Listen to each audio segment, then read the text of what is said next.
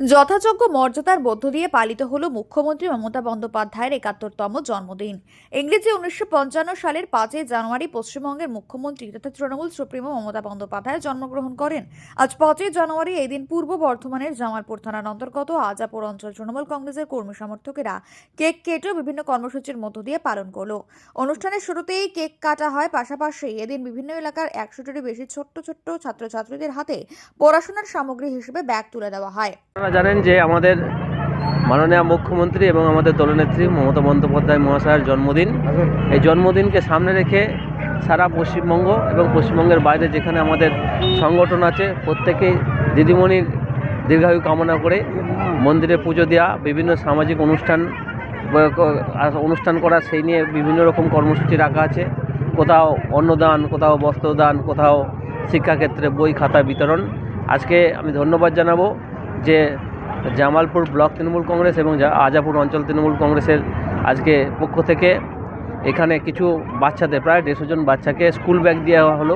কারণ একবারে বুনিয়াদী স্তরে যারা শিক্ষাটাকে মাননীয় মুখ্যমন্ত্রী বিশেষ গুরুত্ব দিয়েছেন, তারা নতুন জিনিস যদি পায় তারা একটা খুশি হয়। সেই খুশিকে সামনে রেখে কিছু বাচ্চাকে আজকে স্কুল ব্যাগ দেওয়া হলো। তৎসহ মাননীয় মুখ্যমন্ত্রীর দীর্ঘায়ু কামনা করে মন্দিরে পুজো দেওয়া এবং আমাদের একটা কেক কেটে যে মাননীয় মুখ্যমন্ত্রীর জন্মদিনকে আমরা উদযাপন করলাম। খুব ভালো লাগছে যে যিনি আমাদের সকলের জন্য কাজ করছেন, সকলের জন্য চিন্তা ভাবনা করছেন, এবার আমরা চাইবো যে উনি যাতে দীর্ঘজীবী হন এবং ওনার দীর্ঘায়ু কামনার জন্যই আমাদের বিশেষ উদ্যোগ। আজকের এই অনুষ্ঠানে উপস্থিত ছিলেন জামালপুর বিধানসভার বিধায়ক তথা জেলা তৃণমূল কংগ্রেসের এসটি সেলের সভাপতি অলোক কুমার মাঝি, আজাপুর অঞ্চল তৃণমূল কংগ্রেসের সভাপতি ডক্টর প্রতাপ কুমার রক্ষিত, সহ সভাপতি সুব্রত ঘোষ, পূর্ব বর্ধমান জেলা যুব তৃণমূল কংগ্রেস সেক্রেটারি শুভ্রনীল চৌধুরী, আজাপুর পঞ্চায়েতের উপপ্রধান অশোক কুমার ঘোষ সহ এলাকার প্রচুর তৃণমূল কংগ্রেসের কর্মী ও এলাকার সাধারণ মানুষ সহ ছোট ছোট ছাত্রছাত্রীরা।